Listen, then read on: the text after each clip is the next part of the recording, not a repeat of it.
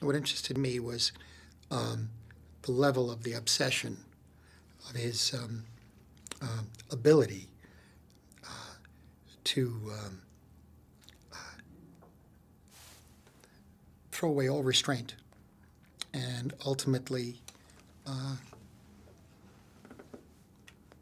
keep pushing the edge further and further and further. How much more can he get? If he can get $1 million here, maybe he can get 20 million and 30 million.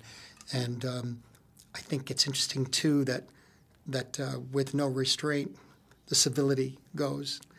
And having that power, I wonder, it's a story of, I wonder if it's a story about something that's dark in all of us, if we had the ability to behave certain ways with absolute power, and what would happen. So that's something I've always been fascinated by, and I wanted to handle it as how should I say,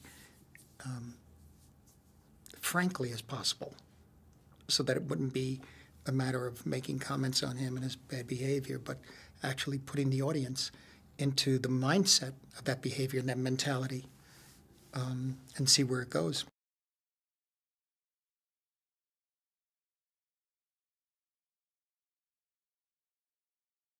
I think the main challenge with the character, of course, is to be as true to the character as possible, which means that if some people don't like him, well, that's the story, you know.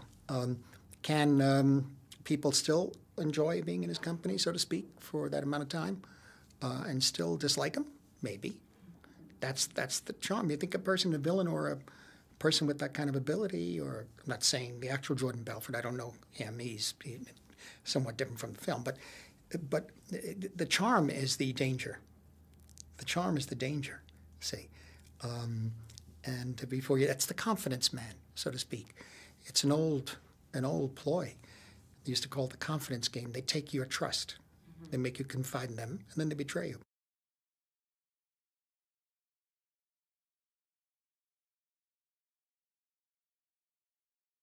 I think what he had was the ability to explore every aspect of it.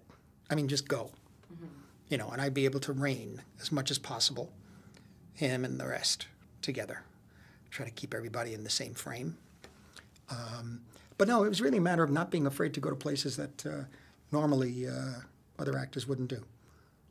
That was the thing, and also to push it, to keep pushing, because no matter what we did, quite honestly, it's only scratching the surface of what really goes on. So, in many different places, not just Wall Street. So, you know.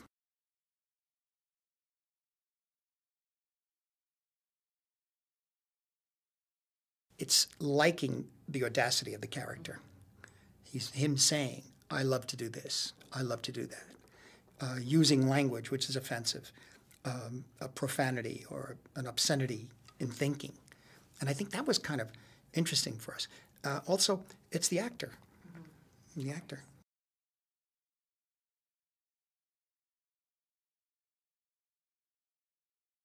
Jonah, again, same thing. The same thing.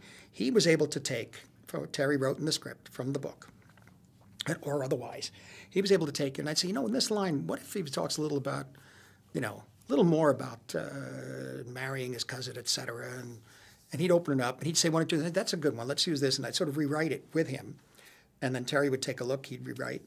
And so with Jonah, again, once he had that stance, once he had that attitude, particularly in the scene in the bar where he has the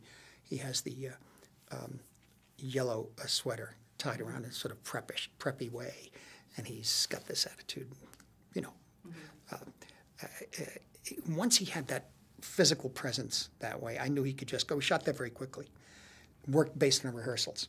So I knew he could move real fast with that. And what I mean by that is I knew he could delve deeper and deeper and deeper, and be the provocateur in a way.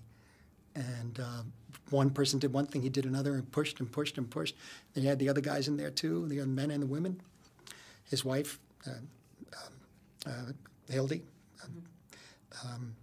and there were no lines for her, you know. So all this stuff comes together with the two of them, Margot, all of them. So I just felt really comfortable. I expected excitement every day when I saw them. I was excited to see them. Sometimes a little tired, and I didn't know what they had in up their sleeves that morning. But it was really always incredible to particularly in some of the more outlandish or the most disturbing scenes, which actually still sometimes are disturbingly funny.